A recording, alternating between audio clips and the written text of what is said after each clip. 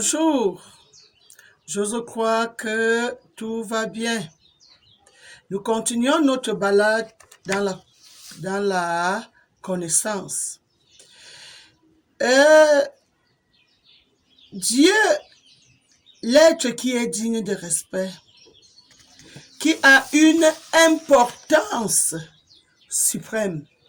La supériorité de Dieu est incontestable pour celui qui a pris de la peine d'ancrer en profondeur dans l'observation, l'appréciation et dont le réveil du respect est né en lui.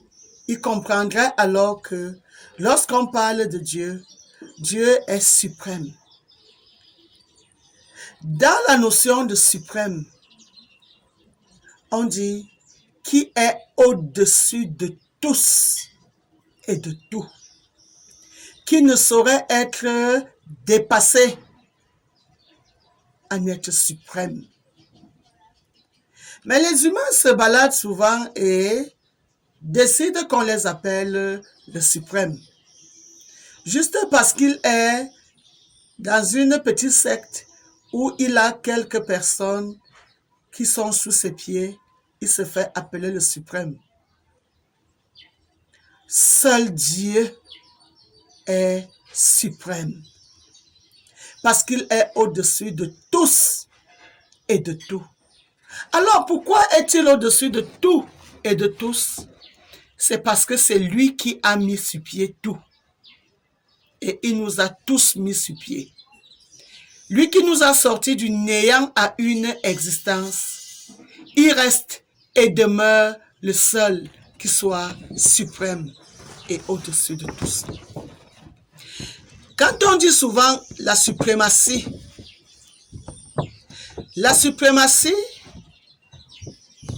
de Dieu, c'est un fait. Mais moi, j'aime bien quand on dit suprême. Suprême. C'est ça Dieu. Et le langage et les expressions, comme je vous le disais dernièrement, ont entraîné que la population est face à des mots, à des textes, à des êtres qui leur parlent, sans qu'ils ne leur précisent le sens même qu'ils utilisent, le sens propre ou le sens figuré. La confusion de ces sens dans certaines notions a entraîné le flou, a entraîné des dogmes, a entraîné de l'hérésie. L'hérésie. Qu'est-ce qu'une hérésie? Une idée contraire à ce qui est. Et beaucoup aujourd'hui, lorsqu'ils veulent parler de Dieu, ils utilisent toujours les hérésies. Ils veulent toujours faire croire aux autres que Dieu est une notion perdue. Dieu n'est pas une notion perdue. Arrêtons de regarder Dieu dans le sens figuré. Regardons Dieu dans le sens réel du terme. Ça veut dire le cerveau qui a réfléchi,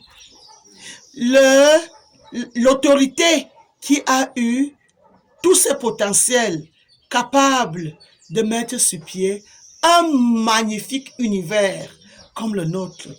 Parce que dans cet univers, tous les phénomènes sont spectaculaires et uniques en leur genre. Nous les humains, je loue bien le fait que nous soyons souvent en train de nous battre pour essayer de faire quelques copies des choses que Dieu a créées avec le matériel que nous avons à notre disposition. Je prends souvent quand on voit un parapluie, on sait qu'un homme a voulu imiter le champignon géant. C'est pour ça qu'il a fabriqué un parapluie. Lorsqu'on dit l'avion, on définit souvent l'avion comme appareil volant imitant oiseau naturel. Donc, il est en train d'imiter un oiseau. Il y a beaucoup de choses. Quand on voit par exemple la voiture, les premières voitures, l'on voulait imiter la tortue. Oui, je veux bien. Mais n'oublions pas que il aurait fallu qu'un homme puisse voir ou observer un phénomène pour qu'il cherche comment mettre aussi sur pied sa part avec le matériel qu'il dispose. C'est beau, c'est vraiment beau. Mais ne manquons pas du respect à l'être qui a fait que tout sorte du néant à une existence. Lui, le détenteur de tout ce qui nous aime et le détenteur de nous-mêmes.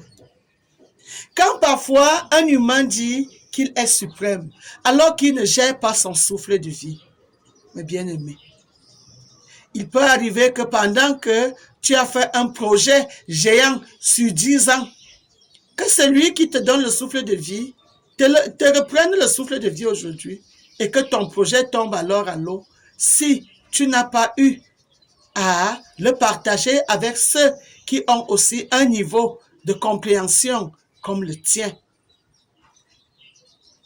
D'une façon régulière, on se retrouve avec des êtres qui ne partagent pas la même profondeur que nous, on voit dans certaines choses. Je suis désolée, c'est ça le monde dans lequel nous vivons avec ces réalités. Je vais un peu qu'on s'attelle un peu sur un petit mot aujourd'hui, le mot Seigneur. Dans le mot Seigneur, je veux d'abord qu'on comprenne que il n'y a de Seigneur que parce qu'il y a des serviteurs. Et ceux qui ont voulu bien nous introduire dans la tête la notion de Seigneur, c'est ceux qui sont venus nous introduire dans la servitude. Dans la servitude, ils sont venus nous introduire dedans. Et c'est pour ça que le mot Seigneur sied à leur entendement. Servitude, état de quelqu'un ou d'un pays privé de son indépendance. Assujettissement à des obligations ou à des contraintes. On ne saurait réduire Dieu à celui qui nous a assujettis. Dieu nous a créés indépendants. Dieu ne nous a pas, nous ne vivons pas par des contraintes. Nous ne sommes pas dans l'obligation de quoi que ce soit. Au contraire, moi je trouve que plus que des serviteurs, comme on voudrait nous montrer que nous sommes juste des serviteurs de Dieu, non, nous nous servons. Nous nous servons de Dieu. Se servir,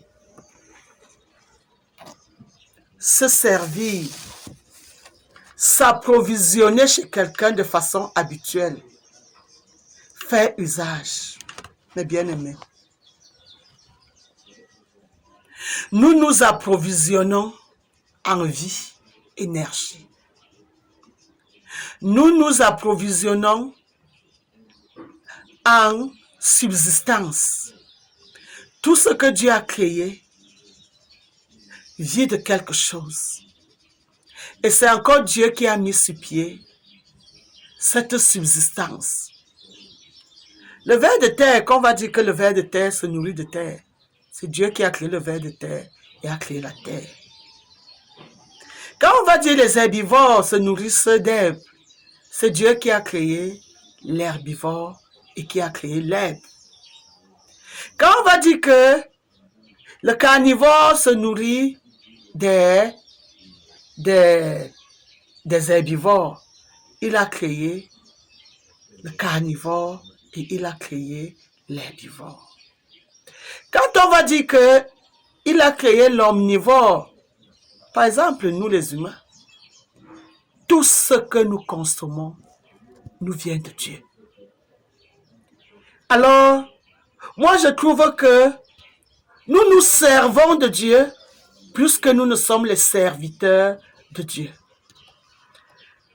C'est ainsi que lorsque je vous interpelle dans la notion de maman, vous voyez quand on a une orange en train de la sucer pour tirer quelque chose d'elle.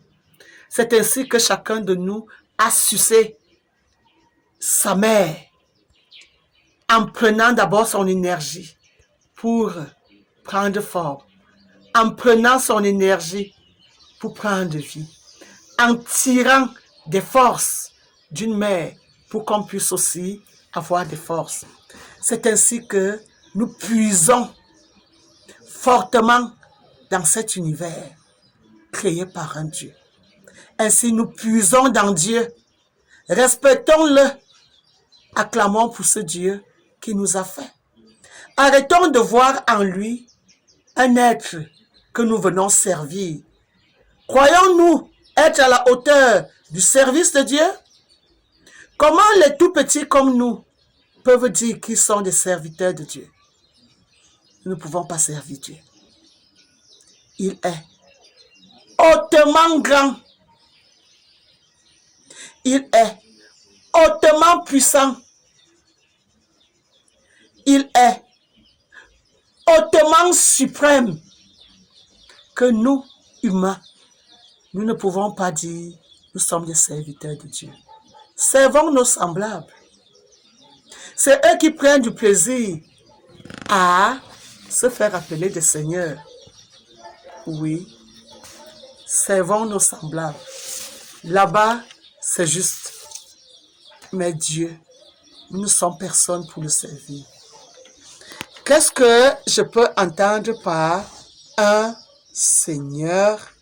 Titre honorifique donné aux grands personnages qui détiennent l'autorité, le pouvoir, les détenteurs et responsables d'une seigneurie, les personnages investis de la puissance divine. Alors, Dieu est le créateur de tous les seigneurs. Et je vous ai dit tantôt, il n'y a de seigneur que parce qu'il y a un serviteur. Ça, c'est entre nous les humains.